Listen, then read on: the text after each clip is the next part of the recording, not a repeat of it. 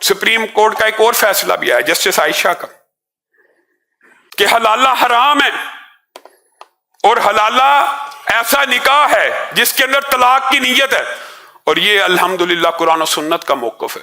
ہر ایسا نکاح جو طلاق کی نیت پہ کیا جائے وہ نکاح متع تو ہو سکتا ہے، نکاح جائز نہیں ہو سکتا، نکاح مسنون نہیں ہو سکتا۔ مثلا آپ نکاح کرتے ہیں اور آپ کہتے ہیں میں 1 مہینے بعد طلاق دے دوں گا، اس نیت کی بنیاد کے اوپر ہونے والا نکاح نہیں ہے، متع ہے، اور حلالہ متع سے بھی سنگین تر ہوتا ہے۔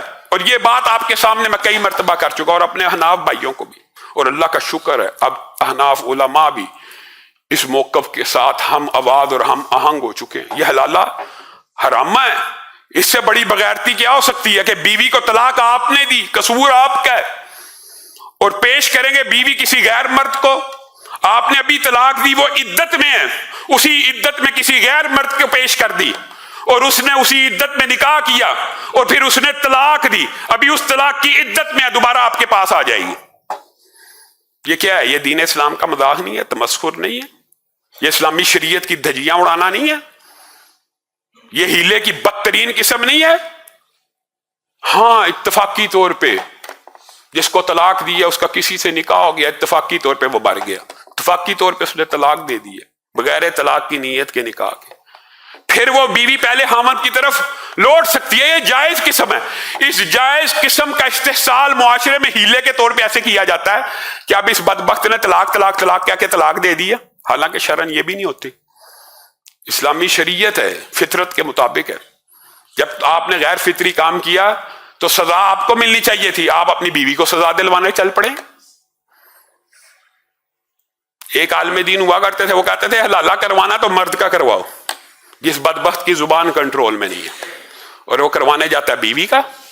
کیسا بے حیا ہے۔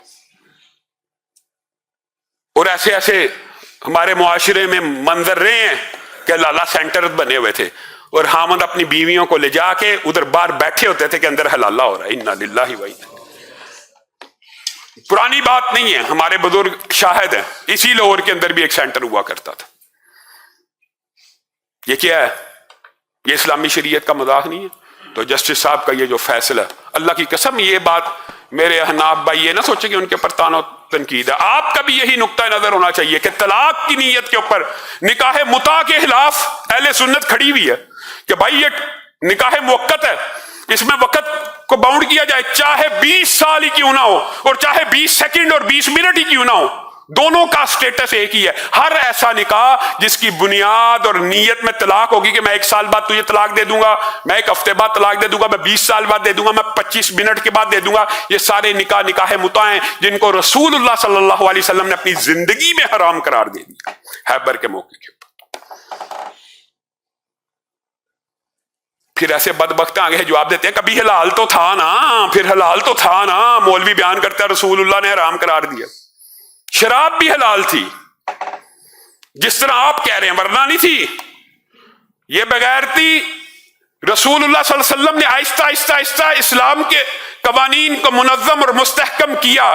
جب معاشرے میں قبول عام ہوا، رسول اللہ صلی اللہ علیہ وسلم نے اعلان کر دیا کہ آج کے بعد متع حرام ہے، رسول اللہ صلی اللہ علیہ وسلم نے اعلان کر دیا شراب حرام ہے، رسول اللہ نے اعلان کر دیا آج کے بعد گھریلو گدھے کا گوشت حرام ہے۔ یہ آپ ان باتوں سے استدلال کہتے ہیں کبھی حلال تو تھا نا اسلام میں۔